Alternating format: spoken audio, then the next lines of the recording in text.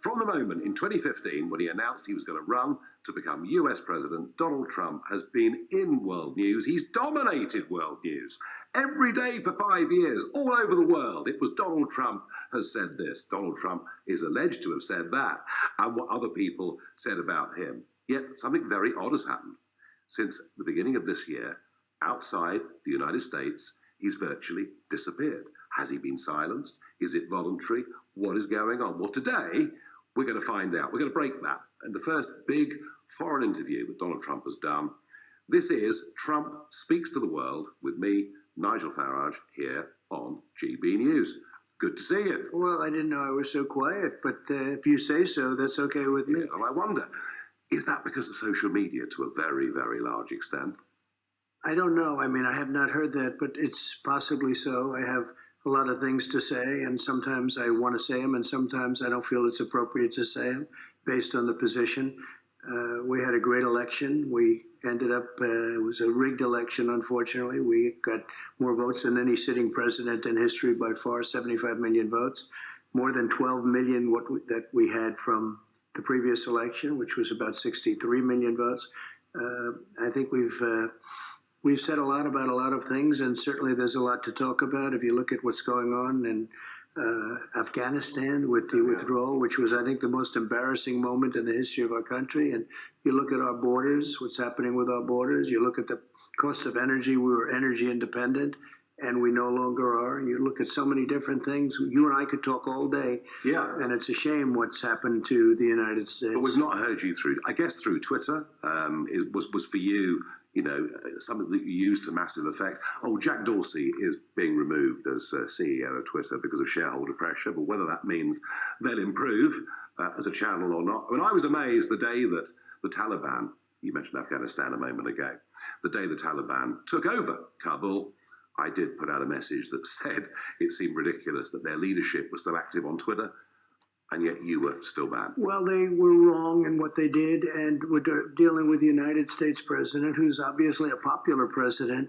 based on everything that you see, and them and Facebook, and I think they made a big mistake. I think if they had it to do over again, they wouldn't be doing it. We are, we get the voice out. We have to do it. We have an obligation to do that.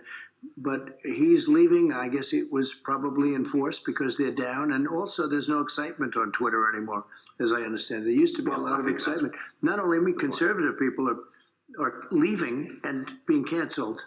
So they're canceled, they're leaving. And in my case, we used to get tremendous interaction with liberals and everybody else. And now they just say it's a very boring place to be, Twitter. It's going down. The numbers are going way down. No, they are. On the election, as you say, you got 11 million votes more than you got in 2016, because we know what happened. 29th of February last year, I was with you backstage at CPAC, and I thought he's going to win 40 states. I mean, things were looking terrific. The pandemic hit. And then you kind of got criticized from both sides. Biden said you were xenophobic because you closed the borders. You said we don't want foreign air travel. We don't want this virus being brought in. The other side said you didn't lock down hard enough. I mean, difficult in a pandemic to win as a president, as a leader. But the real effect, of course, was, for the first time ever in America, tens of millions of ballots being sent out through the mail system.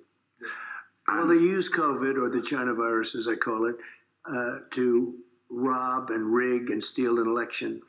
And they sent out millions and millions of ballots. Nobody knows where they went in so many cases, and it was a disgrace. And everybody knows it. You look at even polls now, a big percentage of our country knows it, and it's very bad for democracy. Very, very bad for democracy. The problem was, in so many of these states, because they'd never seen it before, kind of what they did in collecting the votes wasn't against the law, and that was part of the problem. Well, but they didn't get it approved in many cases by legislatures, and you have to, so therefore it is against the law. Wasn't approved by state legislatures. You can't do it even through a court. You can't do it. It has to go through the legislature, and the legislatures didn't approve this stuff, and the courts didn't have the courage to take it up. And so it's an interesting situation, but we'll see how it all ends out. I mean, a lot of Americans, as you rightly say, a lot of Americans are genuinely concerned about election integrity. And I have to tell you, from my experience back in the UK, mass postal voting, leads to the wrong results very often. Absolutely. Automatically, by the way. It's a bad They system. cheat. It's a bad automatic. system. I mean, they put everybody on the millions of people on the honor system. No, there's tremendous cheating with that. And, they've done studies on it. Everybody knows it. Every study comes out, you can't do it through the mail. You can't do it. These mail-in ballots are, whether it's your country, whether it's the USA, it's an open invitation to cheat. But here's the problem. I've seen some pretty extensive private polling that suggests that up to 20% of your potential voters and supporters feel so demotivated by the message that it's been rigged, that it's not fair, that it's not just, that in Georgia, for example, in that special election, which was the one that tipped the balance in the Senate, there were a number that perhaps didn't go out to vote who would have done because they felt disgusted with the whole system. Well, they felt the election was rigged, the preceding election, which was the president-elect election, and then when they had to vote a couple of months later, they really did lose their enthusiasm, and frankly, rightfully so. They had the governor of Georgia did a terrible job, just terrible, having to do with election integrity, and they felt an election was rigged and stolen, and I would say they didn't have the enthusiasm to go out and vote, and I understand that. Now, one other thing, Mitch McConnell did a terrible job, because this guy's talking about $600 giving during this troubled time, and they're talking about $2,000. You don't win elections that way. Now, right or wrong, you just don't win elections that way. So Mitch McConnell was a disaster, and I think that really they did get a lot of votes, but a lot of people were discouraged. There's no question about it. Yeah, I'm sure of that. So looking ahead, from here, is the message to look back at November 2020 and to condemn and criticize much of what happened? Or is the message to look forward and try and make sure that weakness in the system can't exist again? I think it's both. I think it has to be both. We have a base in Alabama, as an example, had 69,000 people recently show up. Wherever I go, I think I'm getting bigger crowds now at the rallies, and the rallies because you've been to plenty of them. I have the biggest crowds I've ever had.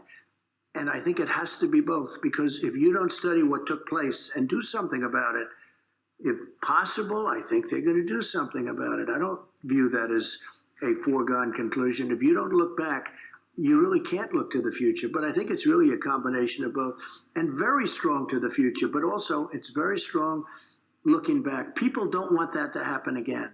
No, and voter ID. I mean, for example, voter ID is very there's an overwhelming majority, and it's not just Republican voters, and Democrat voters who think voter ID makes sense, and we've got to have free and fair. Right. If we didn't have as an example, if we didn't have what happened in 2020, all of these legislatures and all of these people that are meeting and passing voter ID now would have never happened. So, looking back is okay. You have to look both ways, but you can't forget about what happened. And if you did, you wouldn't have all of the things that are happening now happen. And there's some very exciting things. But one of the big things is voter ID. And you have to stop the mail-in voting. The mail-in voting is just ripe for fraud, and that's what it was. Well, I'm keen to look ahead with this conversation. One last point about the past. 6th of January, which is something that your opponents gleefully seized upon, particularly, the social media giants on the West Coast and everybody else. And I know that you were willfully misquoted in terms of what you'd said that day. Because in many different ways. No, you were saying go in peace, and I understand that, and I get that. Looking back on the 6th of January, was it a mistake to have had that rally on that day? Or? Well, I didn't have, that was a rally that was there, and if you look, it was a massive rally with hundreds and hundreds of thousands of people. I think it was the largest crowd I've ever spoken before. And and I reverse it, the insurrection took place on November 3rd. That was Election Day, and before and after. That was, to me, the insurrection. And the January 6th was a protest. But if you would have looked at the crowds, the size, nobody wants to talk about that.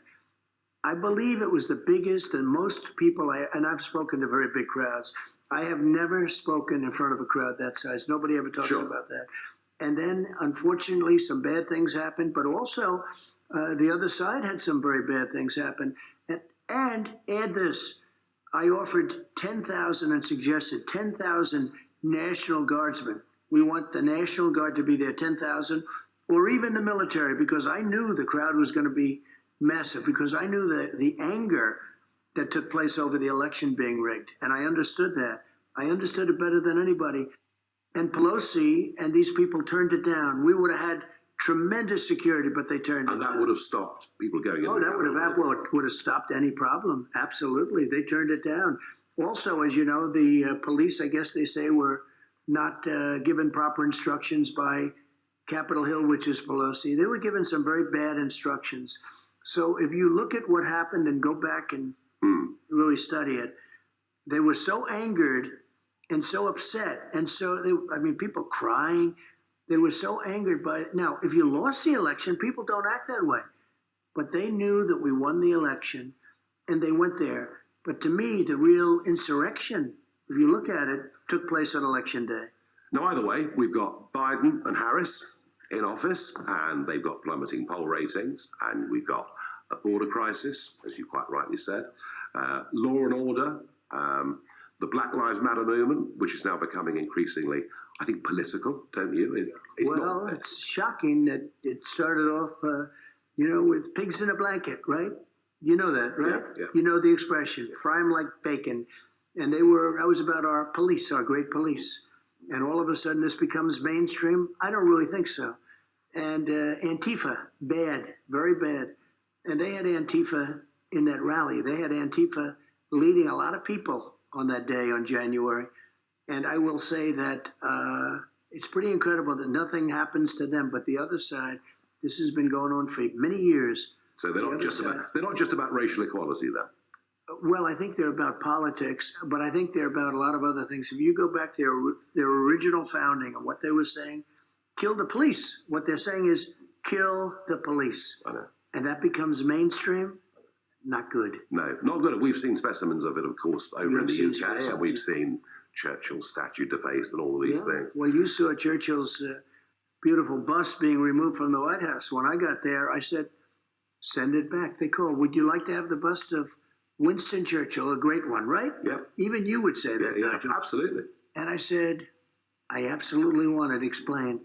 And as you know, President Obama, I believe, sent it back. He didn't want it. And I said, let's bring it back. No, well, Joe Biden got rid of it on the first day. Which did he? Oh, yeah. Which is why, of course, surprised. there's been no advancement with trade deals and all the rest of it. Why would you do that with Winston Churchill and you're trying to get along with your country and you send, it's such a token, but such an important token. No, I had it back for my entire time. It was there. I looked. He was a very handsome man. He's a very brave man, too. But Biden, G7, Biden turns up at the G7, and this was before he let everybody down in Afghanistan, and which leaves us wondering, where is America in the world now? We've got big threats, haven't we? We've got a lot of Russian troops on the Ukrainian border. Yep. We've got China, ever more bellicose in their statements about Taiwan. We've got Iran. Can you believe it? Negotiations are going on this week with Iran, and the Israelis are very, very scared. Where is America in the world right now? I think it's at the lowest point it's ever been at. I don't think it's ever been in a position like this. We're not respected anymore. I will tell you, there were no planes flying over Taiwan. And the name wasn't even mentioned. You didn't talk about Taiwan when I was president. It wasn't going to happen, what they're doing now. And they'll wait till after the Olympics, I assume, and perhaps something will happen. But it's not good if you're there and you have bombers flying over your country constantly, which is constant.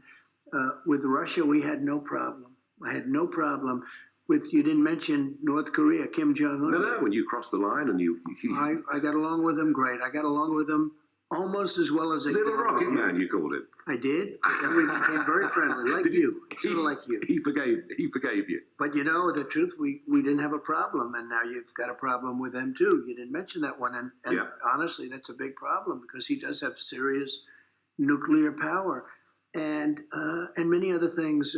If you take a look at energy independence, we're energy independent, first time ever, and now we are going and begging for oil. We're going back begging for oil. We go to Saudi Arabia, we go to Russia, OPEC. We go and say, please give us oil. We had so much oil, we didn't know what to do with it. A gallon of gasoline was $1.87 when I left. Now it's going to be $7.50 in California. Yeah. And the big thing is going to be inflation, because the inflation, and it's hitting you too. It hits everybody now. Yeah. But the inflation is at a level maybe that we haven't seen for, I guess, 40, 50 years. 40 years. It's a big problem.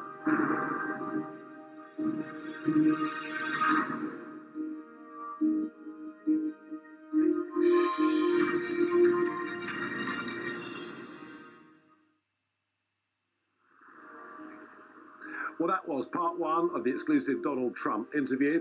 And we will, in a moment, be having a conversation with Susan Platt. Now, she was Chief of Staff to Joe Biden when he was a senator. She's a Democrat, obviously, and I should be putting to her Trump's claims about the conduct of the election on November the 3rd, 2020, here in the USA. And also, a little sneak preview for you of the second part of this interview. Donald Trump makes it very clear that he thinks the move by Prince Harry and Meghan to America has been insulting, has hurt the Queen, and he even casts doubts on the state of their relationship. Take a look. Harry has been used horribly. I think someday he will regret it. You know, a lot of people are saying I'm very good at the prediction business. I think someday he will regret it. He probably does already. Part two coming up in a moment. First the break, but please don't go away. It's time to remind ourselves there's always another winter. Canary Islands sponsors the weather. Hello. Things turning cold out there right now. Frosty for many by morning, and there is the potential for things to be a bit slippery as well. There are ice warnings issued and a little bit of snow in some spots. This area of low pressure is moving away, but it's opened the door to cold air driving south from the Arctic. And where we've got these little weather fronts, they will enhance the showers, and that combination of showers and cold air could lead to some icy conditions. Already across northern Scotland, we've got some snow showers. Down the eastern side of England, a mixture of rain, sleet and snow showers, and the potential also through parts of Wales. You could wake up to a covering here, maybe even into the Midlands, and later on through the night across the southwest of England. So we do have that ice warning in place as temperatures drop down close to freezing. Even in towns and cities, rural areas will be well below. And as well as that ice, there is the likelihood of some sleet and snow for southwest England, Wales and the eastern side of England and northern Scotland. Say snow even to lower levels in some locations.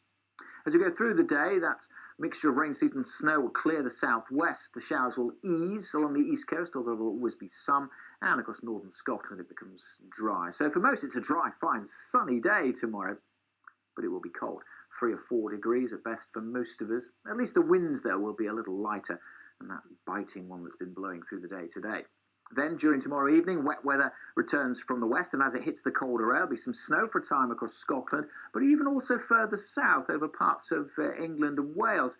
It could, for a few hours, be a little bit of snow, mostly through the night, however. Perhaps early on Friday across East Anglia and the southeast, and quite quickly any snow will melt and turn back to rain. Quite a grey day then on Friday across the south. Rain clearing, but another spell of rain arriving in the southwest. Further north, though, Friday looks like a bright day with sunny spells and just a few showers, and turning milder across the south. Canary Islands sponsors the weather. You're watching GB News live across the UK and the world on our digital stream. GB News is Britain's news channel. We are the UK's home of discussion and debate from all perspectives. We are here for you. Don't forget to join our YouTube community by clicking on that subscribe button. And if you want the GB News app, you can click and catch up on programmes anytime. We'd love to hear from you, so email us. gbviews@gbnews.uk. Thanks for being part of the GB News family. My name is Andrew Doyle. Join me every Sunday evening at 7 p.m. for Free Speech Nation. This is a show where we address current affairs and news stories of the week with the help of 2 wonderful comedian panellists. I brought in comics because I want to give it a lighter edge, and also they work for less. See you there.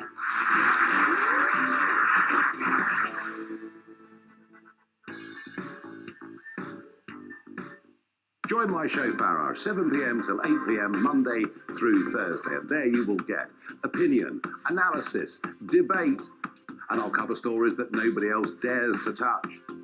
And then for the last 15 minutes, talking pints. Well, over a drink, we have a civilized conversation with someone. We very often disagree, but we do it in a grown-up way. Come and join me on Farage.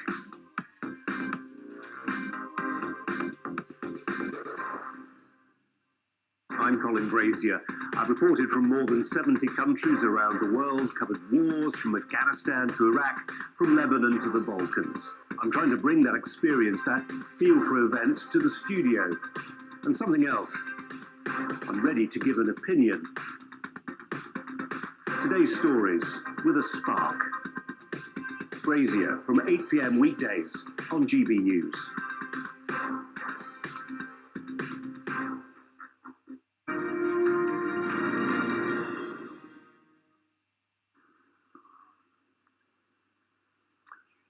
Welcome back. Here we are in West Palm Beach. We've just showed you part one of the Donald Trump interview, and he does make some very strong claims about the conduct of the election here in America on November the 3rd. Well, to discuss that, and perhaps to get a slightly different opinion, I don't know, I'm very pleased to be joined by Susan Platt. She is a Democrat and former Chief of Staff to Joe Biden when he was a senator. Susan, we're delighted to welcome you to the programme. To begin, just a general question, if I can. Up until the election of November 2020, whilst there was the availability of absentee voting in America, it was actually only ever a tiny percentage of the population.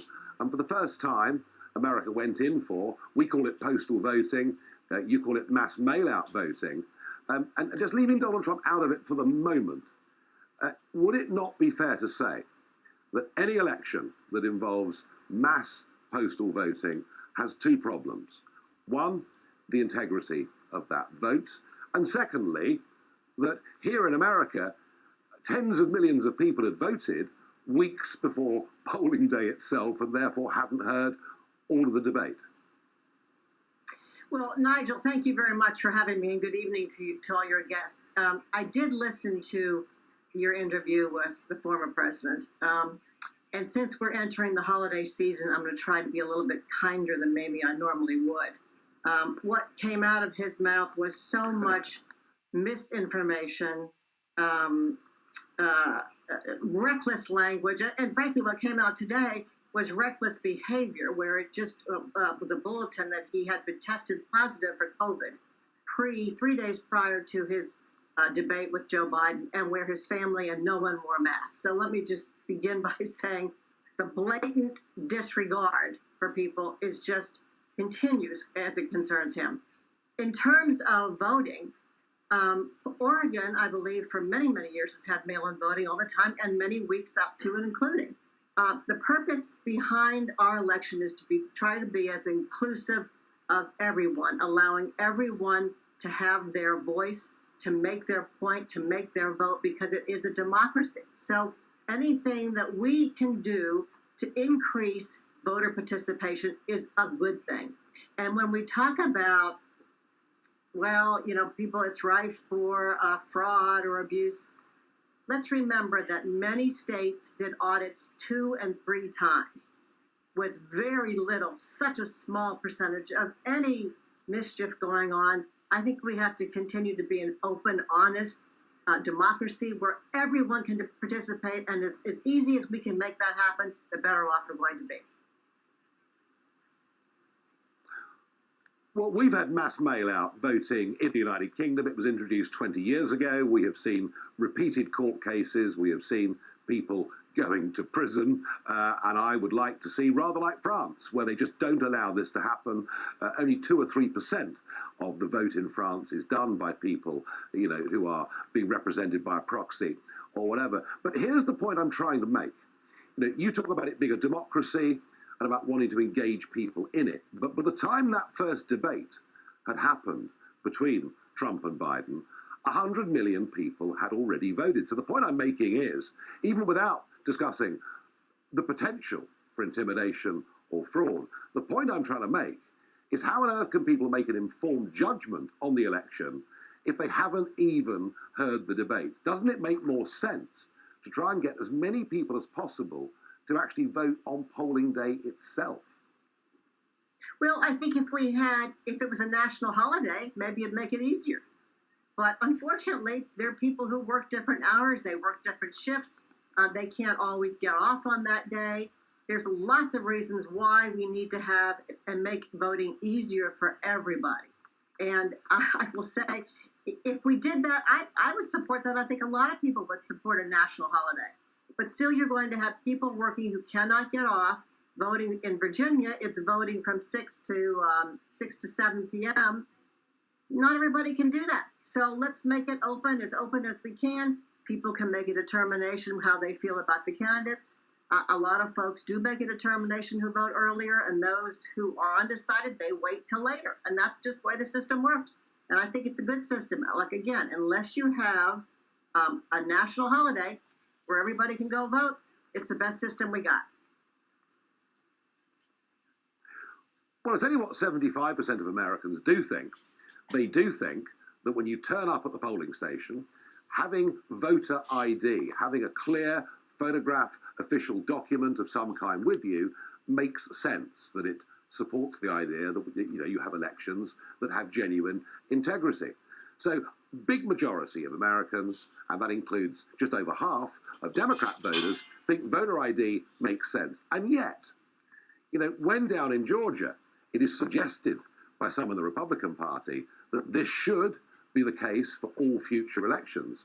We see very senior Democrat voices arguing against it, and even, to me, making the ludicrous argument that it's racist to expect people to produce voter ID. Do you see why, given the stance of some very prominent Democrats, it leads the Republicans to believe that the system is being rigged against them? No, because not everybody owns a car, so not everybody has a driver's license. Not everybody has the ability to travel overseas or has a passport. So how are you going to do that? I think you have to decide, how are you going to give somebody an ID? Right now, you can go to some polling locations and bring your gas bill or bring your tax bill and say to verify who you are. It's not one size fits all for everybody. We're a big country with all different views and different locations and how we get and how we vote and different voting times and places. I think it's important to remember we have to make it as inclusive and available to as many people as possible, not exclusive. Now, I will say, in Virginia, Democrats lost the election this year, the governor's election, where we all hoped we would, because more and more people came out to vote. So you could argue that those rules helped the Republicans in Virginia this year.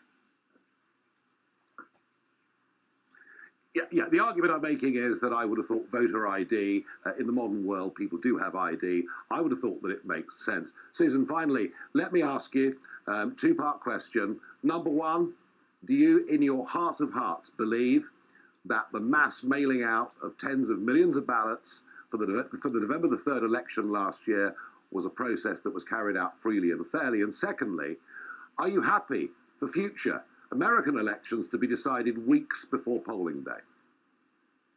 I am satisfied we had a great free election. I understand, as a former campaign consultant, I understand election day is a moving target now, but you have to take that into account in terms of your planning and your budgeting and where you get your candidate and when you bring out your ideas and how you motivate people. Would it be easier to have election day on just one day? Sure. But that doesn't take into account not everybody can go vote on that day. Not everybody has the opportunity to get to the polling places. Some people have to take care of family. They have to work. They have kids in school. I would rather see an open, honest election, which we proved time and time again that 2020 was an open, honest election. There was no fraud. There was no abuse. And if there was, it was one or two out of hundreds of millions. I think we have to keep pushing the system to make it more available to everybody to go vote whenever they choose to do so. Well, Susan Platt, I absolutely agree with you. We must have free and fair elections all over the Western world. I want to say thank you very much for joining us here on GB News to comment on what Donald Trump had to say. Thank you. Thank you. Well, I have to say that I am not entirely convinced by any of that, because I have seen how postal voting works in the United Kingdom, and it is open to intimidation, abuse and fraud, and I'd love us to scrap it in our country. But you can see the Dems are perfectly happy with the status quo. I wonder why. Now, some reaction coming in from you to the first part of the exclusive Donald Trump interview. Helen on Twitter says the 2020 steal has to be sorted out before any future election, as they will just rig every other election there after using the same Dominion machines as before. Yeah, look, I mean, here's the point, you know, up to half of Americans do think there was something very wrong that happened on November the 3rd last year. Paul says, Trump cannot win. They just showed that. They'll do anything to stop him. Well, yes, the global elite would do anything they could to stop Brexit, but hey, you know what? In the end, we got it. And if the silent majority speaks, you'd be amazed what can happen. Chris said, it's hard to believe that America chose Biden over this guy. Anonymous says, Trump, strong security and borders, American jobs for American people, booming economy, low fuel prices, the strongest military in US history. What American votes against that? Well, actually, last year quite a lot did. And finally, one viewer says, come back, Donald.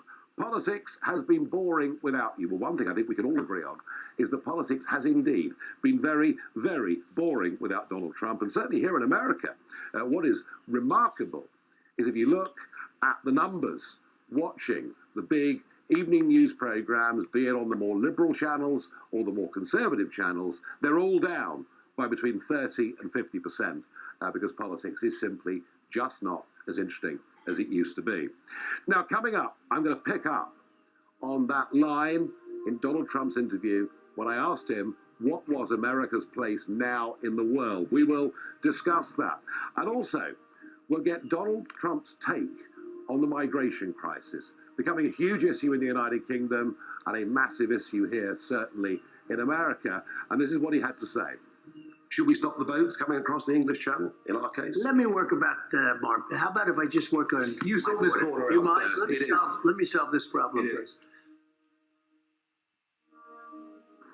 Well, he's not going to solve the English Channel problem. He's got too much to think about here at home. In a moment, we'll be back and we'll see part 2 of the Donald Trump interview. Coming up Wednesday on a special edition of Dan Wootton Tonight, GB News star Nigel Farage will be here to break down the bombshell revelations from his world-exclusive interview with Donald Trump. And he'll reveal all the secrets from behind the scenes at Mar-a-Lago. Then, one of Trump's top White House advisors, Sebastian Gorka, gives the first reaction from the former president's inner circle.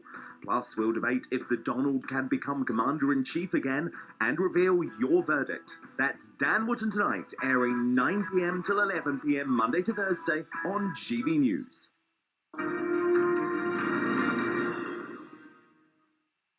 You're watching GB News live across the UK and the world on our digital stream. GB News is Britain's news channel. We are the UK's home of discussion and debate from all perspectives. We are here for you. Don't forget to join our YouTube community by clicking on that subscribe button. And if you want the GB News app, you can click and catch up on programmes anytime. We'd love to hear from you, so email us. gbviews@gbnews.uk. Thanks for being part of the GB News family. My name is Andrew Doyle. Join me every Sunday evening at 7 p.m. for Free Speech Nation. This is a show where we address current affairs and news stories of the week with the help of 2 wonderful comedian panellists. I brought in comics because I want to give it a lighter edge, and also they work for less. See you there.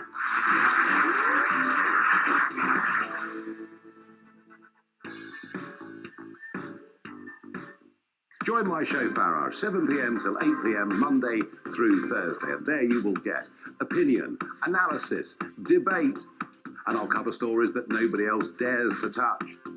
And then for the last 15 minutes, talking pints. Well, over a drink, we have a civilized conversation with someone. We very often disagree, but we do it in a grown-up way. Come and join me on Farage.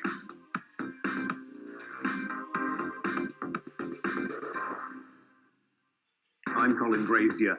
I've reported from more than 70 countries around the world, covered wars from Afghanistan to Iraq, from Lebanon to the Balkans. I'm trying to bring that experience, that feel for events, to the studio.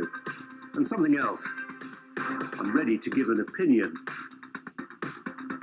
Today's stories with a spark. Brazier from 8 p.m. weekdays on GB News.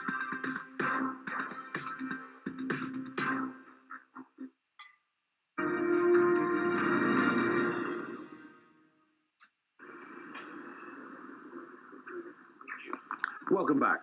Well, Joe Biden's decision unilaterally to withdraw American troops from Afghanistan led, of course, to the Taliban taking back control of the country in absolutely short order, and left, of course, close military allies, people like the United Kingdom, the rest of the NATO members, scratching their heads and asking a question: could they really trust America? Since then, we've seen some pretty bellicose statements from the Chinese about Taiwan, and there are increasing tensions on Ukraine's border, where President Putin has tens of thousands of troops massed. That was why I asked Trump, where now is America's place on the world stage? Let's remind ourselves what he had to say. Where is America in the world right now? I think it's at the lowest point it's ever been at. I don't think it's ever been in a position like this. We're not respected anymore. I will tell you, there were no planes flying over Taiwan. And the name wasn't even mentioned. You didn't talk about Taiwan when I was president. It wasn't going to happen, what they're doing now.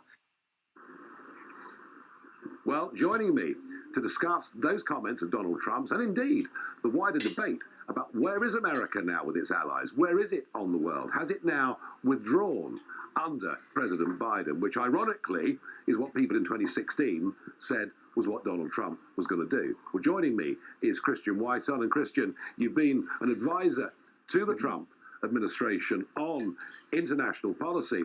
When Donald Trump says that America's standing in the world right now is the lowest that it's ever been, is that overstating the case, or is he right? You know, I think it's pretty close to. It's an academic argument as to whether we were worse off after the fall of Saigon, after the humiliation of the United States there, occurring at, right in the middle of the Cold War, frankly. But this is pretty close to it. Vietnam was a long time coming, a complex issue made harder by a radical Democratic Congress that cut off funds to the South Vietnamese government.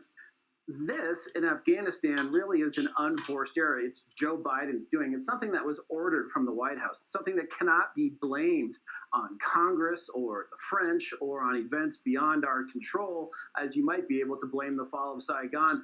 And if you look around the world, the Biden administration says America is back, and they tend to think that attending things is the equivalent of power. So showing up in Glasgow, showing up recently, our Secretary of State in Riga at the NATO conference, Biden even saying, well, we're here, we're attending things, as if that's a substitute for real power in the world. I don't think our adversaries buy it, and I don't think our friends buy it. No, America is back. It looks almost farcical, doesn't it? Because we, the United Kingdom, we have been side by side with America, and you with us, on virtually, not all, but virtually every major conflict going back to 1917. We've shed a lot of blood and gold together, trying to achieve, common causes and common goals.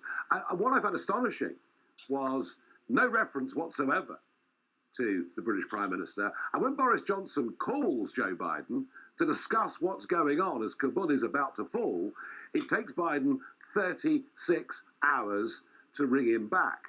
Is this an American president that is contemptuous of the military and indeed, importantly, intelligence relationship with the United Kingdom? And I want to add on to that, Christian, if I may, what does all of this mean for NATO? Right. Well, Biden, these are his guys, the G7, Western Europe. There's some of us in the United States, I would exclude Britain from this category, but saying we should give less attention to old Europe. They're less important. The EU is not going to do us any favors. And allies that are more important in this point of the 20th century, 21st century are, for example, the United Arab Emirates or Saudi Arabia or Taiwan and Japan. Those are the people that are more relevant to deterring China. But Biden doesn't agree with that. He thinks Western Europe is the most important, our traditional allies. And so for him to neglect Britain as he has done and to essentially consult with none of our key NATO allies in the withdrawal from Afghanistan, I think is a slap in the face and inconsistent with his own stated preferences. Where does it leave NATO? NATO, I think, is already obsolete and on life support. The Russians, I don't want to sound like an apologist, they didn't think NATO was going to come right up to their border when they agreed to the unification of Germany as the Eastern Bloc and then the Soviet Union collapsed. So NATO has taken on more and more obligations. But in so doing, actually has become seemingly less and less relevant. The idea that we would go and have World War III over Ukraine, I think, would be a surprise to most Americans. So you're left with an alliance that Donald Trump tried to help by trying to make it meet its own commitments on spending that is now essentially adrift. Biggest concern, Christian, I've got in the world is Taiwan. I said in the introduction that China's comments about Taiwan are increasingly bellicose. Just explain, please, to our audience the sort of rather complex relationship that America has with Taiwan and its defense, and whether, in the event of some Chinese incursion, you think a Biden administration would do anything about it. And I ask those things because, as the world's main manufacturer of semiconductors, if China wants to take over Taiwan, they could virtually close the motor vehicle industry in the whole of the Western world. I mean, this really matters, doesn't it? Yeah, close all of big tech too. Your phone may not be available, a replacement for your phone. We do have a complex history with Taiwan. Basically, we stuck it to them, beginning with Nixon, but then in particular in the Carter administration, because we wanted relations with communist China at a key point during the Cold War, when job number one, and frankly job number 2, 3, 4, and 5 was to stick it to the Soviet Union, to deter the Soviet Union as a way of preventing war. And we wanted to divide China from the Soviet Union, and it worked. And when we established relations with China, it caused Russia to actually pull some forces from Eastern Europe to redirect them towards China. We might want to do the opposite of that now today, and frankly find a way to find some common interest with Russia in order to separate it from China. Anyway, 1979, we break relations with Taiwan, but Congress passes a law that year, the Taiwan Relations Act, saying that we have to sell Taiwan the arms it needs for self-defense. So we have a de facto alliance, but not one that's explicit. Now, Joe Biden has done what previous presidents have not done. He said we were going to defend Taiwan if they were attacked by China. That would replace some of the strategic ambiguity, as it's been called, that we have.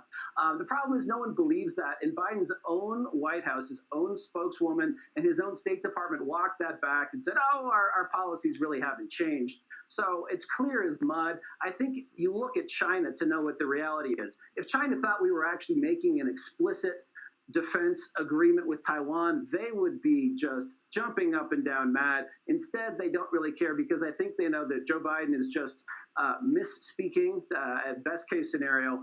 And also, the pullout for Afghanistan, Biden said that was to shift forces from Central Asia to the Western Pacific to East Asia. That hasn't happened. The Pentagon just put out a report that says basically we're going to do a little bit with bases in Guam and Australia. Nothing serious that would upset the Chinese.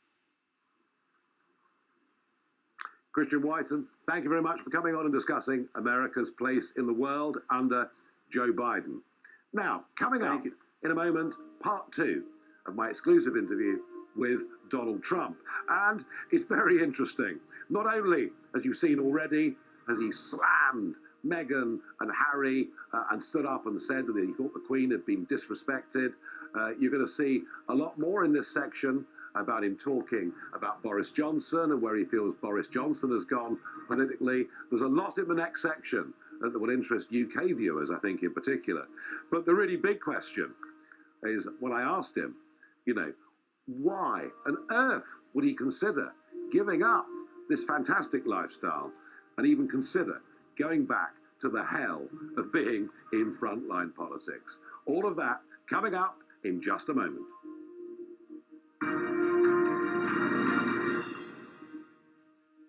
You're watching GB News live across the UK and the world on our digital stream. GB News is Britain's news channel. We are the UK's home of discussion and debate from all perspectives. We are here for you. Don't forget to join our YouTube community by clicking on that subscribe button.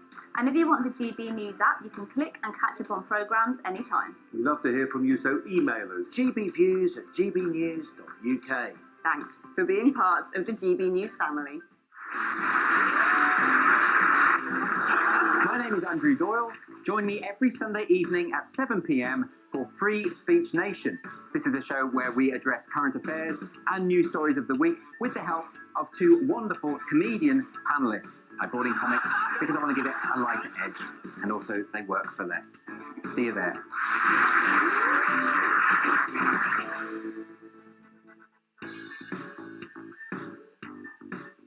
Join my show Farage, 7 p.m. till 8 p.m. Monday through Thursday. And there you will get opinion, analysis, debate, and I'll cover stories that nobody else dares to touch.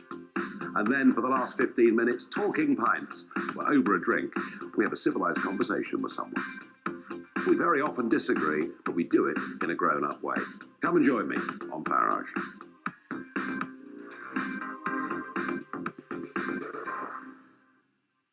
I'm Colin Brazier. I've reported from more than 70 countries around the world, covered wars from Afghanistan to Iraq, from Lebanon to the Balkans. I'm trying to bring that experience, that feel for events, to the studio. And something else. I'm ready to give an opinion. Today's stories with a spark. Brazier from 8 p.m. weekdays on GB News.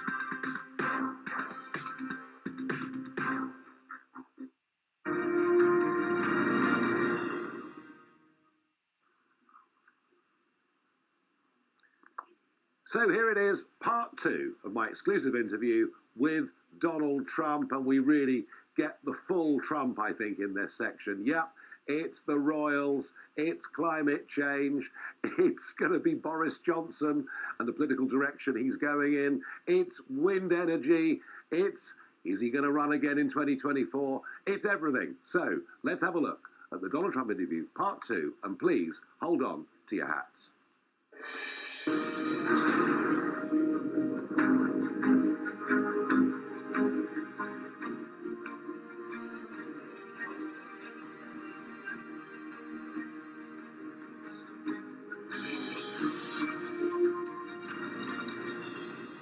The strange thing is, Boris Johnson, and you've always been very generous about Boris Johnson, and you wanted to see the agony of Brexit not being completed. Well, we wanted to see that got over the line, and it was. And yet Boris Johnson seems to have bonded with Joe Biden over wind energy, over net zero, over COP26 in the most extraordinary way. What do you make of these promises for net zero? Well, I think it's ridiculous. And I think wind is a horrible thing for Scotland. And I got to see it because I own great properties in Scotland and Ireland. And I look at these magnificent fields with these horrible windmills all over them. And windmills is a nice term, I guess turbines. And they're starting to rust because once they're there for a couple of years, they start to rust and wear out and look terrible, look even worse. And I'm looking at it, and you know, you're talking about a place that really has a lot of energy in so many different ways. You have a lot of hydro, but you have a lot of energy. And when I look at all of these things that need subsidy, because they don't work without subsidy, they need subsidy.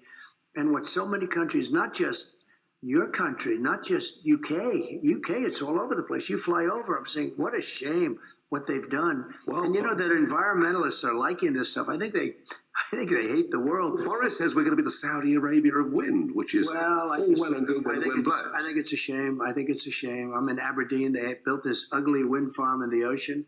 It's so disgusting to look at it. It's a shame. I built one of the greatest golf courses. It's been so reviewed in the world. And now you look at, you know, not very far off. You know, when these things are 20 and 30 stories tall, they're monsters.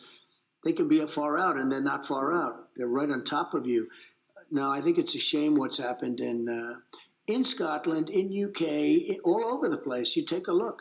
I think Ireland's been better about it. If you want to know the truth, they've been tougher. And other countries are getting tougher. But wind is the most expensive form of energy. And remember, every 10 years you have to replace those monsters. And a lot of times they don't bother. You know what they do? They just let them rot. They kill all the birds. No, but Boris is so bad. Boris is like he's hooked he's on wrong. this. Boris is wrong. If he's going heavy into wind, I mean, you're telling me, but if he's going heavy into wind, he's wrong. He's making a big mistake. He is. You've always been nice about him, but he's. No, I like him. I get along with him. I've always gotten along with him. He's gone a little bit on the more liberal side. But I'll tell you, with energy, I'm surprised that he would allow that to happen, because you have one of the most beautiful countries in the world, and you're destroying it with all these wind turbines all over the place. Yeah, well, and you don't need them.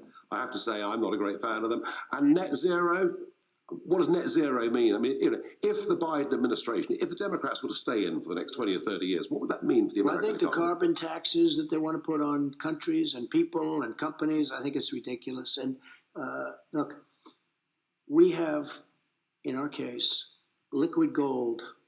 They're taking it away from us by not letting us use it. It's liquid gold. And natural gas is very clean. It works out very well. But you have clean coal even.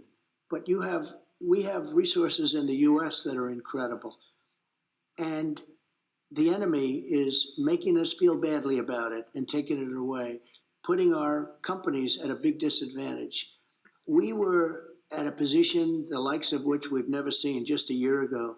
And now people can't get gasoline for their car, or if they do, they have to pay so much. It's very sad. Now, in your country, which I do know something about, I own Turnberry, I own great properties in your country. I mean, just great properties. I love it. I love your people. I love everything about it. I got along great with Boris, but I see what they're doing, and I think they're making a tremendous mistake. You also got on well with the Queen. You really enjoyed that. I think she's a fantastic woman. She is a fantastic woman. I was supposed to spend like a half an hour with her. I ended up being there for much more than an hour, and everyone said, "Oh, that's so rude." But I said, "No, but she liked it, and I liked it. I'm not going to be rude." And we had a great time together. We then had an evening the likes of which you rarely would see. And I think she was laughing and smiling. We got along great. We talked the whole night. She is a great, wonderful woman.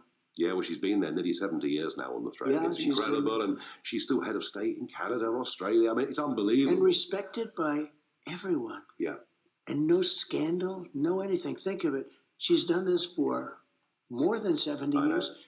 And she's never had scandal about herself. No. No scandal, no anything. She's an incredible woman. No, and she's had a very tough year. You know, she lost her husband this year. Tough year. You know, they were married over 70 years, and she's been ill. She's, had to withdraw from one or two public engagements. Hopefully not very ill, but I've been watching it closely because I love her. I think she's great. My mother was born in Scotland.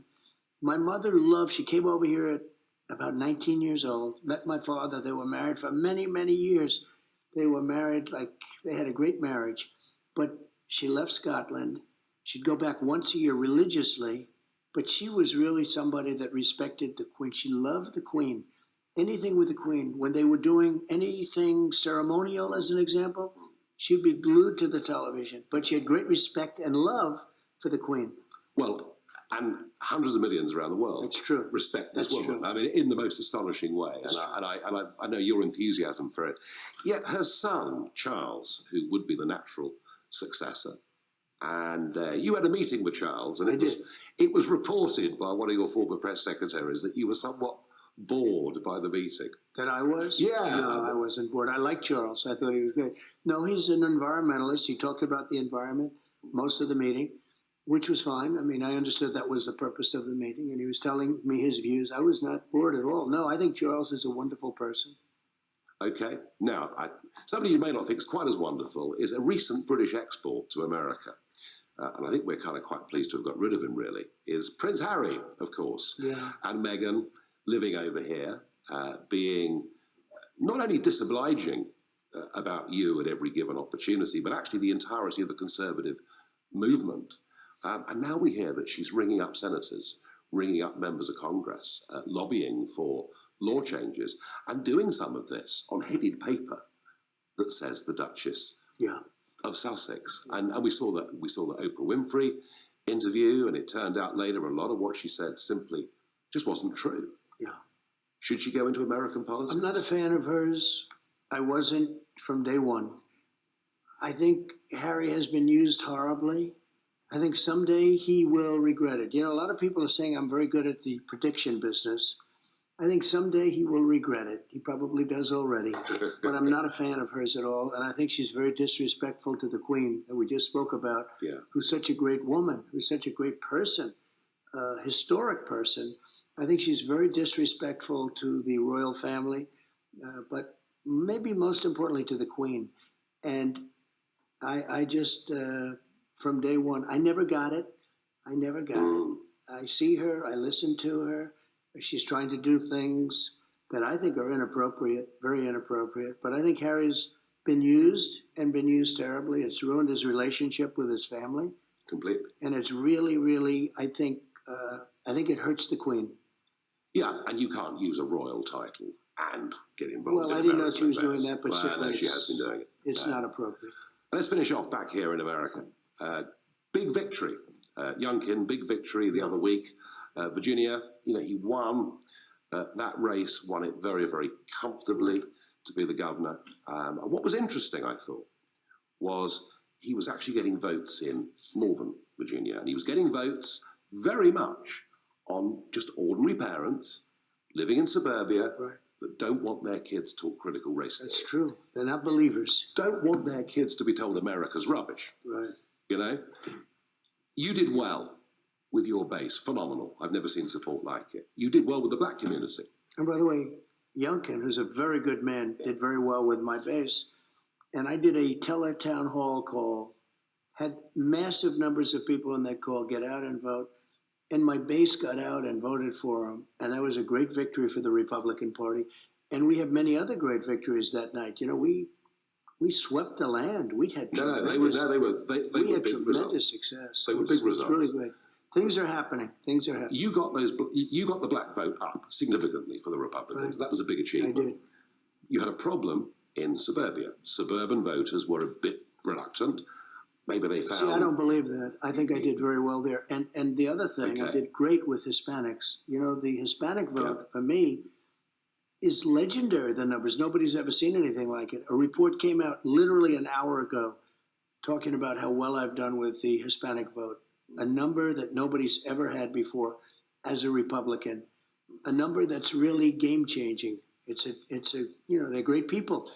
Yeah, and yet they, of course, who've come legally to America. That's right. Just as we have a border crisis, we've got these little boats crossing the English Channel. Yeah, right. You've got the southern border crisis. I was down in Arizona in May looking at it. I couldn't believe the scale of it.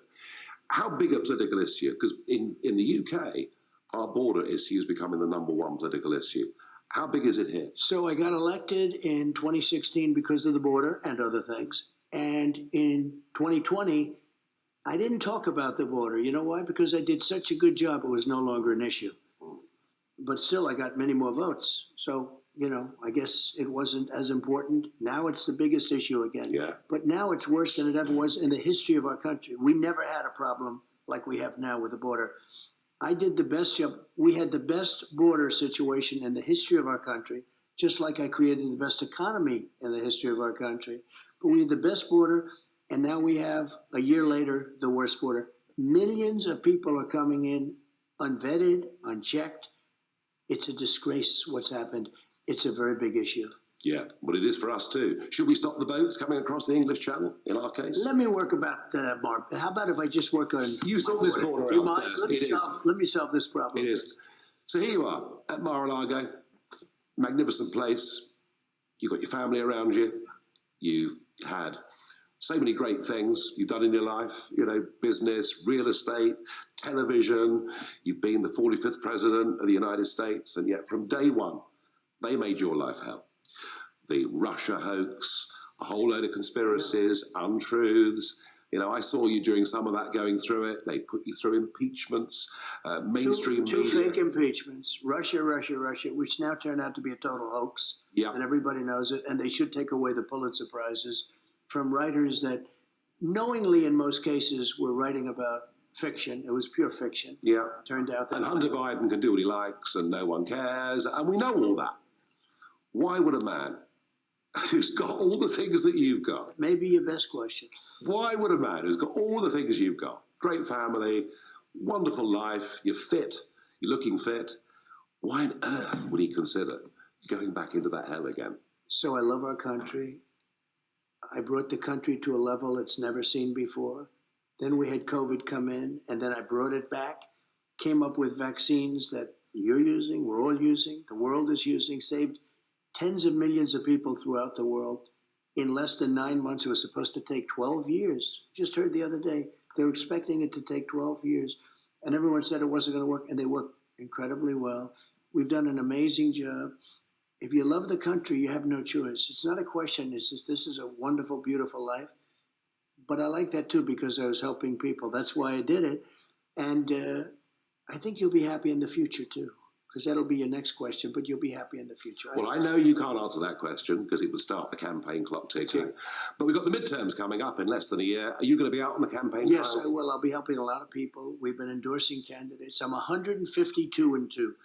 My endorsement, 152 wins and 2 losses. Okay. And those 2 losses were actually by people that were, the people that won were more Trump than I was, okay? So they won. But what happened is, what's happening is everybody wants the endorsements become very important. The most important and the most powerful endorsement that our country has seen. And so I have an obligation to make sure the right people get in. And we have many, many people online. Actually, when I leave here right now, I've got 4 candidates that want an endorsement. It's a very important job because we're going to have I think we're going to have a very big 22, and I think we're going to have an even bigger 24. Donald Trump, Thank you for joining us on GB News. Thank you very much.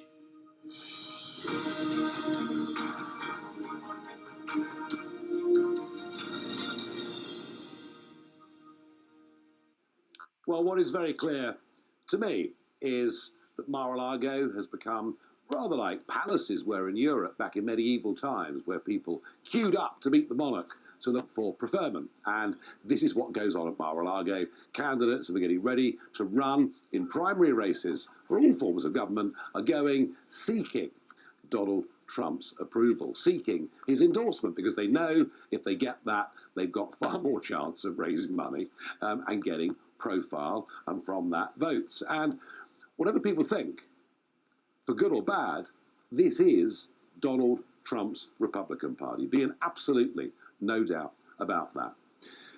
To me, the clearest indication of his intentions was when I asked him about the midterm elections. They are coming up in November next year. They're a very important set of elections, and it's clear to me that not only is he out there endorsing candidates, but he's going to put himself at the front and centre of this midterm campaign. And that says to me that, of course, he intends to run in 2024. In fact, he reminded me of a heavyweight boxer that has lost the world crown, lost on points, is not very happy with the judge's decision, and is getting ready and limbering up because he wants to win that title back. And that really is my analogy for where Donald Trump is today. Now, I'm very pleased to say that I'm now joined by Mark Meadows. And Mark, of course, was Chief of Staff in the White House to Donald Trump. Mark, welcome to GB News. Thank you for joining us. Nigel, great to be with you, and a great interview with my former boss, the guy I had the honor of serving as his chief of staff. Well, Mark, I have to say, you know him very, very well. You've seen him in his good moods and his less good moods.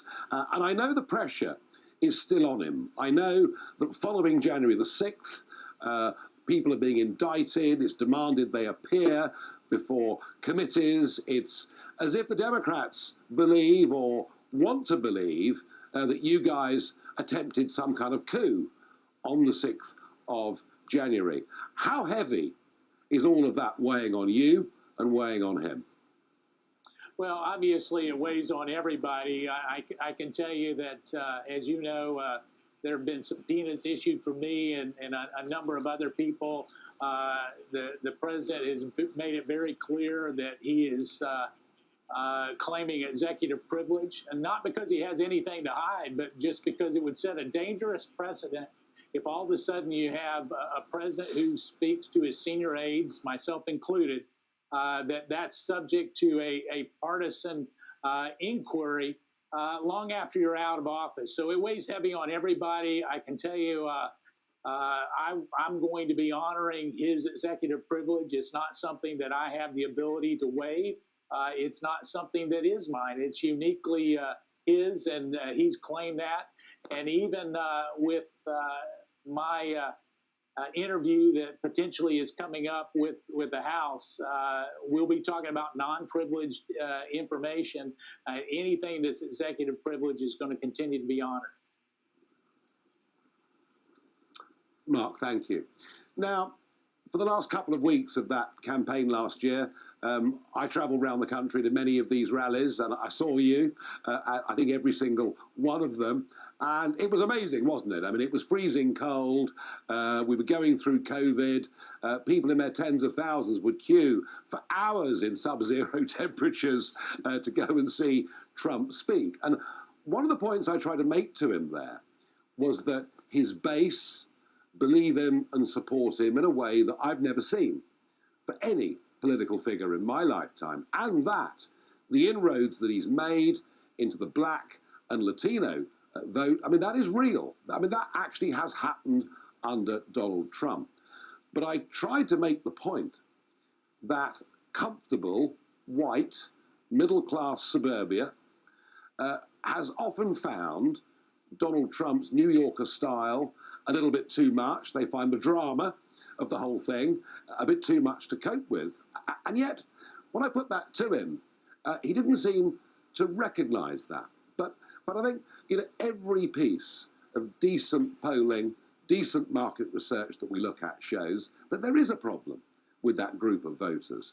If he is going to run again, what, in your view, does he need to do to reattract some of those people to the Republican Party and indeed his candidacy? Yeah, you know, that's something, Nigel, I get to hear on a pretty regular basis, but I will say this, there's nothing that makes somebody a believer more than 10 to 11 months of Joe Biden. You know, when you have Joe Biden in the White House and you start to look at Joe Biden and what he's done in terms of building back better, he's built back better the Taliban, he's built back better China, he's built back better, certainly the drug cartel because of an open southern border. And so what we need to do is highlight those differences. And as you highlight those differences, I think what you'll find, Nigel, is that a lot of people may not like his style. They may not be used to that New York kind of take no prisoners kind of style, but they certainly do like his results. And so we have to do a good job of showing how it's affecting them on Main Street, whether that's in New York City or that's in Iowa or anywhere across the country. And I can tell you, high gas prices, high grocery prices, and the like is a constant reminder each and every day that the Donald Trump policies were actually good for the American people. Now, Mark, of course, you know, he's not going to declare that he is going to be a candidate because that sets off the election clock ticking and all sorts of different legal responsibilities, and I fully understand that. But I have to say, when he says to me that he's there, he wants to be front and centre of the midterm campaign, when I pushed him on why would he give up his incredible and I have to say enviable lifestyle to go back to Washington, D.C., and he said, well, if you love your country, it's what you have to do. You know him as well as anybody in recent times. He's running again, isn't he, Mark? Yeah, I don't speak for Donald Trump, but I can tell you that he's running again. He wouldn't be front and center, as your analysis showed, in the 2022 election. But it all boils down to one thing. He loves this country. He loves the people. He loves the very fact that you should be able to be proud of your country. You should be able to salute your flag, respect law enforcement, your first responders. That comes easy to him. You know, that's literally in his DNA.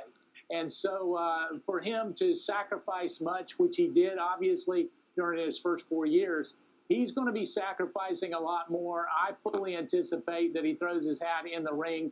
And if he does, he will be the nominee.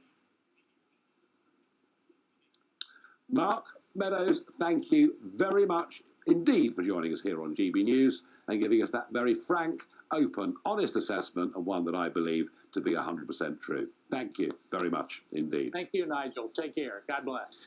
So, thank you.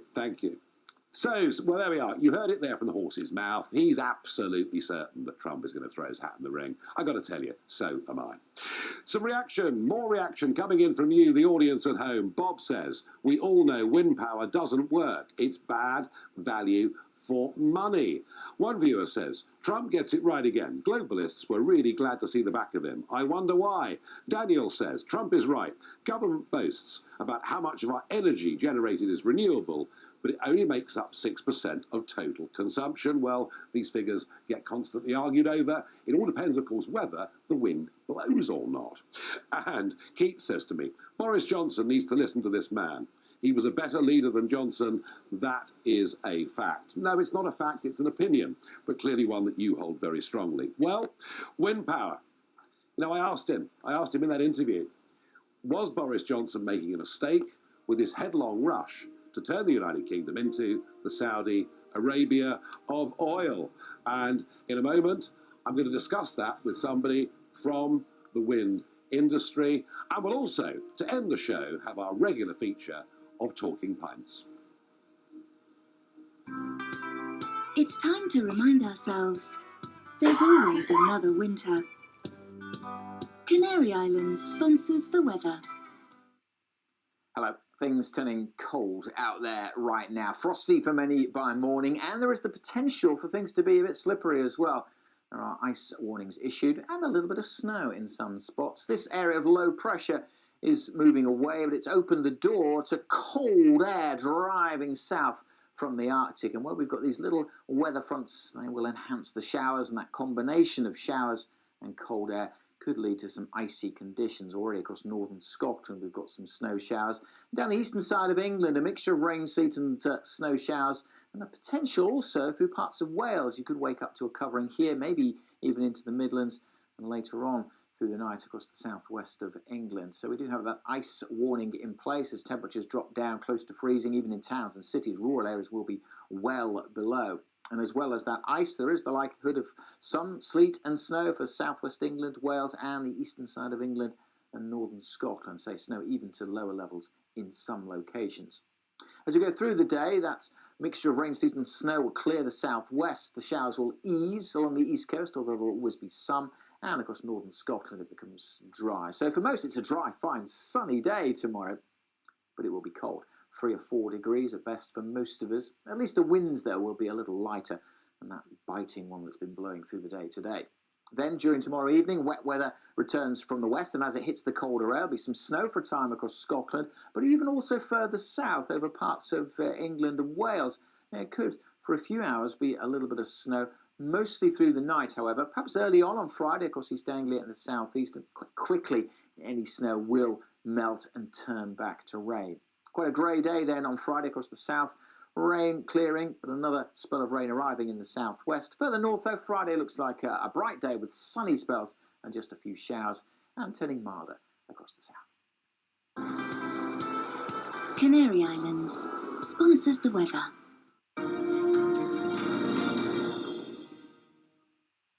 You're watching GB News live across the UK and the world on our digital stream. GB News is Britain's news channel. We are the UK's home of discussion and debate from all perspectives. We are here for you. Don't forget to join our YouTube community by clicking on that subscribe button. And if you want the GB News app, you can click and catch up on programmes anytime. We love to hear from you, so email us. gbviews@gbnews.uk. Thanks for being part of the GB News family. My name is Andrew Doyle. Join me every Sunday evening at 7 p.m. for Free Speech Nation. This is a show where we address current affairs and news stories of the week with the help of 2 wonderful comedian panellists. I brought in comics because I want to give it a lighter edge, and also they work for less. See you there.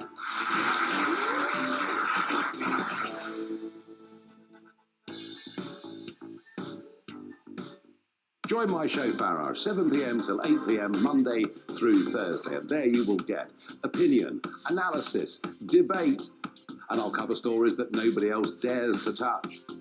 And then for the last 15 minutes, talking pints, well, over a drink, we have a civilised conversation with someone. We very often disagree, but we do it in a grown-up way. Come and join me on Farage.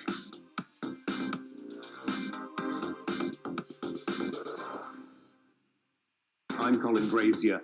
I've reported from more than 70 countries around the world, covered wars from Afghanistan to Iraq, from Lebanon to the Balkans. I'm trying to bring that experience, that feel for events, to the studio. And something else. I'm ready to give an opinion. Today's stories with a spark. Brazier from 8 p.m. weekdays on GB News.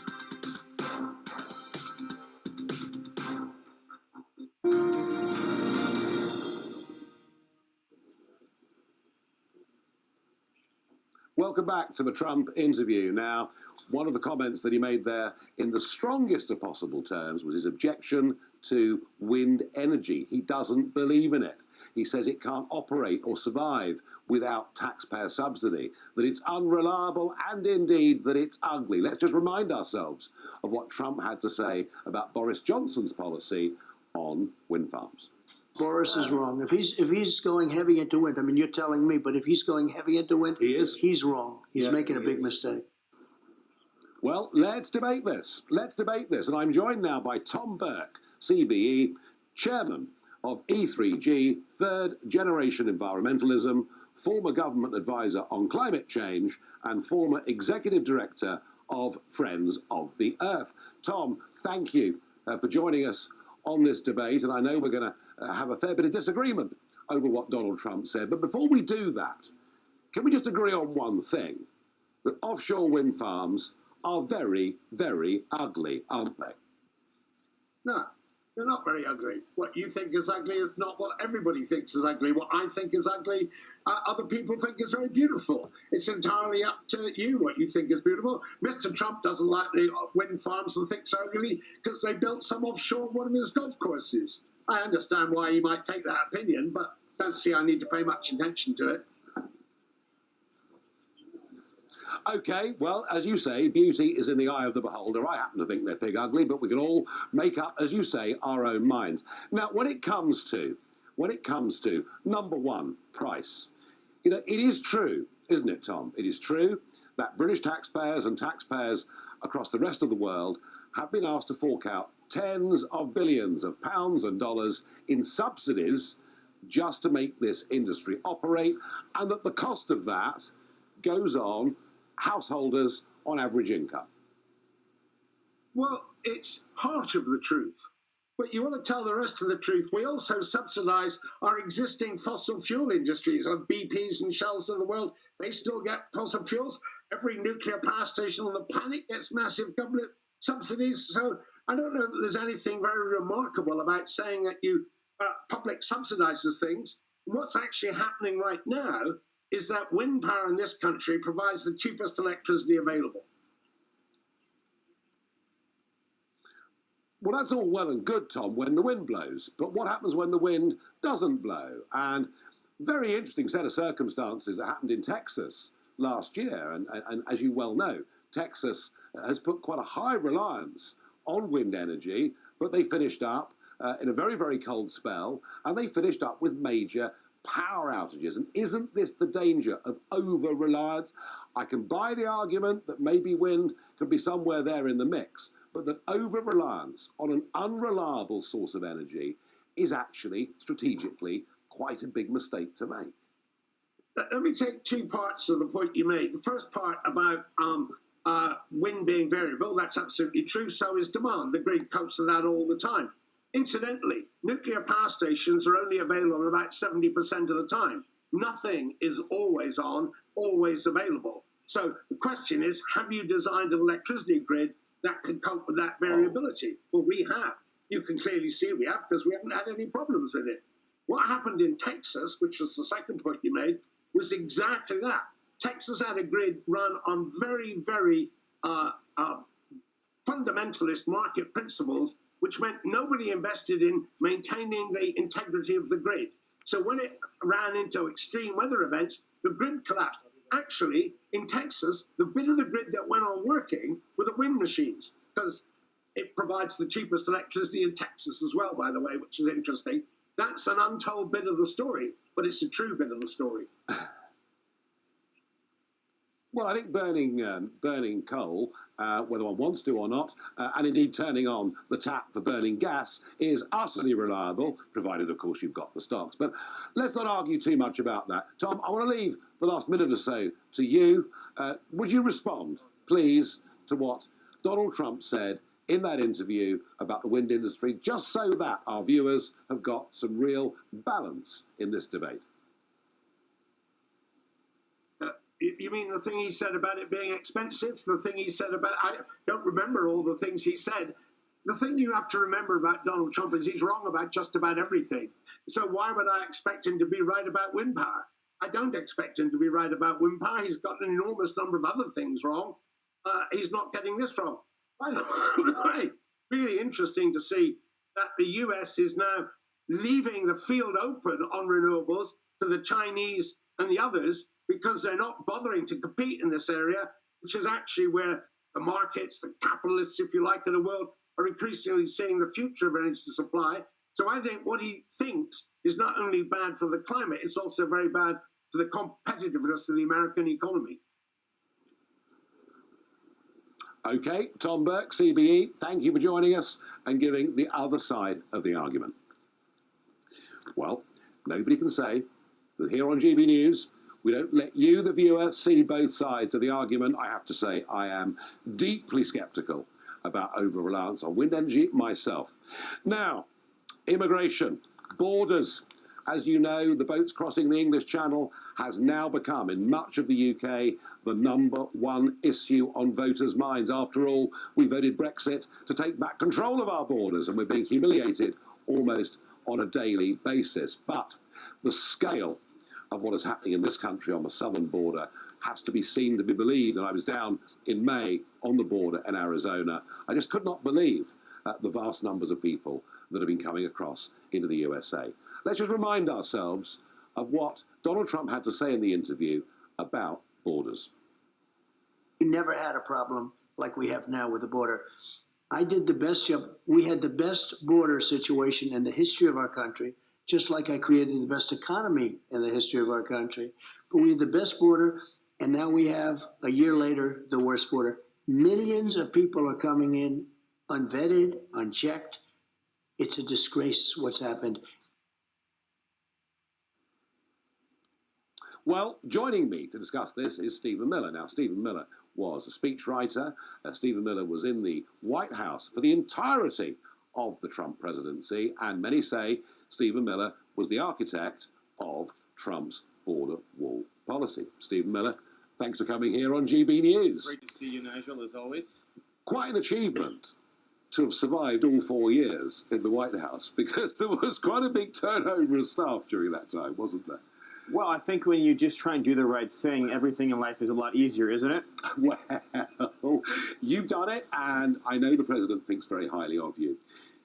You were the architect in many ways of the border policy, and I know you were busy constructing speeches on this issue. And Trump himself said in the interview that actually it was the border policy in 2016, above all, that got Americans out to vote for him, because actually it's just the hugest insult, isn't it, to people who legally come into America to see people illegally coming into America. What happened with the border wall, that great big beautiful wall that we heard so much about in 2016? Well, President Trump put together, and I was proud to be able to, on his behalf, help to implement these policies. He put together the most robust security regime on our southern border that this country has ever seen, and frankly that any country in the Western world has ever seen. Was the wall completed? All of the wall, save for a few sections that we needed to complete, were completed. Those sections, the contracts were executed. The steel was purchased. It's lying there on the ground right now. Joe Biden stopped construction on the remaining sections in the high-traffic areas. But it's a full security regime that he put into place. In other words, we have illegal immigration from coming across in every way imaginable. We have people coming across by boat. We have people coming across through the Rio Grande. We have people coming across through tunnel, everything you could possibly imagine is happening there on the southern border. And he put in place a system, and I was proud to be part of that, that simply said if you come illegally, you go either to your home country, you go back to Mexico, or you go to a safe third country. And that interlocking network of international agreements meant that not a single illegal immigrant was released on a discretionary basis into our country in 2020 unless there was a medical emergency. The numbers that are crossing the southern border, or the numbers that are crossing the border and being detected, because clearly, from what I saw in Arizona, a lot of people that are coming in are just not being detected. Just give all of our viewers some indication of the size of this problem. Well, since President Biden ripped out the Trump border controls and replaced them with the catch and release policy that we're seeing today, all of planet Earth is illegally knocking and breaking into our country. You have numbers that defy categorization. You know, you're averaging nearly 200,000 a month of known apprehensions. And then, as you mentioned, what we call in the industry the gotaways is an unknowably large number. You have basically a large metropolitan city being added every single month to the population of the United States of America illegally across our southern border. But this is fundamentally an issue about whether or not sovereign people can control their own borders and immigration policy. Yes. And that's what it's really about. That rings a bell in terms of the British debate. But many of the Democrats would say, look, America was built on immigration. It's a massive country. There's heaps of room.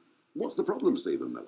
Well, first of all, let's say that you have a family home and you're trying to deal with healthcare, education, play dates for your kid, repairs, and every single night your house is being broken into. How can you possibly focus on the basics, the fundamentals of life, when you're dealing with that security threat night after night? That's what's happening to our country. Well, you could be broken into by Americans that are legally living here and citizens. I mean, crime. But our country is a family just as surely as any household in this nation is. And so my point is, what's happening on our border is like a home invasion to the country itself. So we can't achieve the fundamentals as a country of creating a workable healthcare system, a workable education system, a workable public safety system, if we have unknown people breaking into our country night after night after night.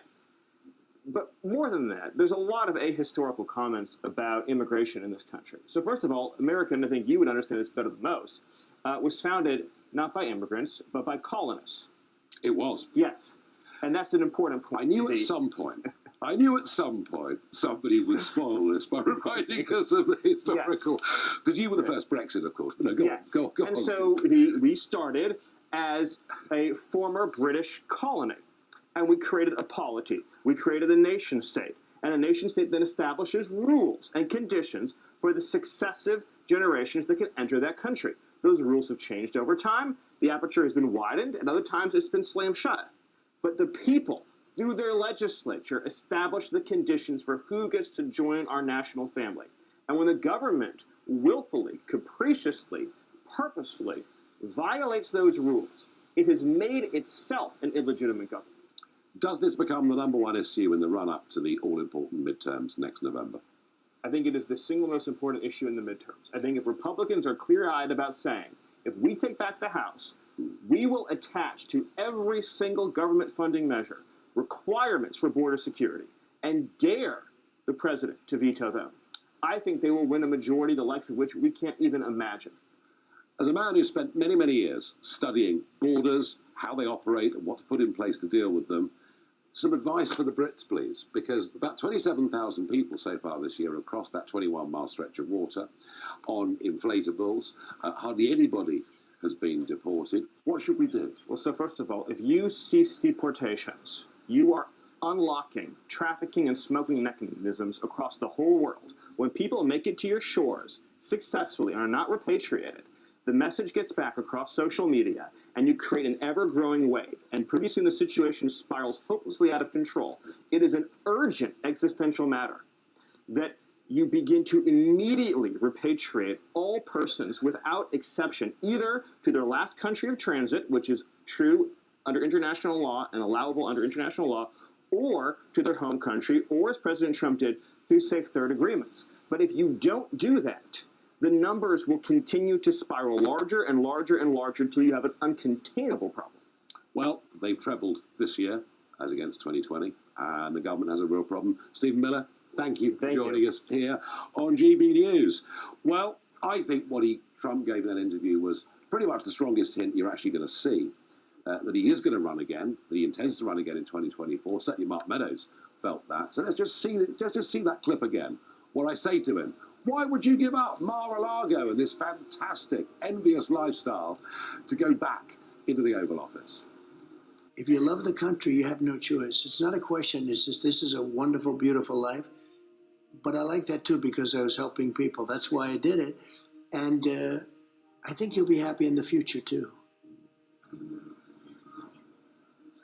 Well, there we are. I think he's going to run again. But we're going to take a break, and in a moment we'll come back, and it'll include talking pints and other things. Coming up Wednesday on a special edition of Dan Wootton Tonight, GB News star Nigel Farage will be here to break down the bombshell revelations from his world-exclusive interview with Donald Trump. And he'll reveal all the secrets from behind the scenes at Mar-a-Lago.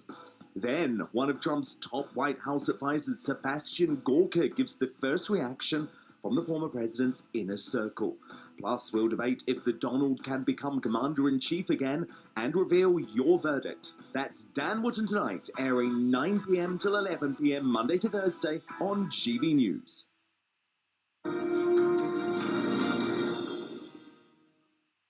You're watching GB News live across the UK and the world on our digital stream. GB News is Britain's news channel. We are the UK's home of discussion and debate from all perspectives. We are here for you. Don't forget to join our YouTube community by clicking on that subscribe button. And if you want the GB News app, you can click and catch up on programmes anytime. We'd love to hear from you, so email us. gbviews@gbnews.uk. Thanks for being part of the GB News family. My name is Andrew Doyle. Join me every Sunday evening at 7 p.m. for Free Speech Nation.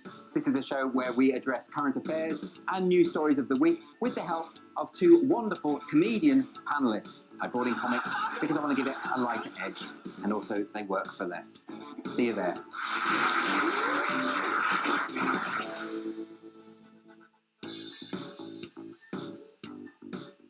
Join my show, Farage, 7 p.m. till 8 p.m. Monday through Thursday. And there you will get opinion, analysis, debate, and I'll cover stories that nobody else dares to touch. And then for the last 15 minutes, talking pints, where over a drink, we have a civilised conversation with someone. We very often disagree, but we do it in a grown-up way. Come and join me on Farage.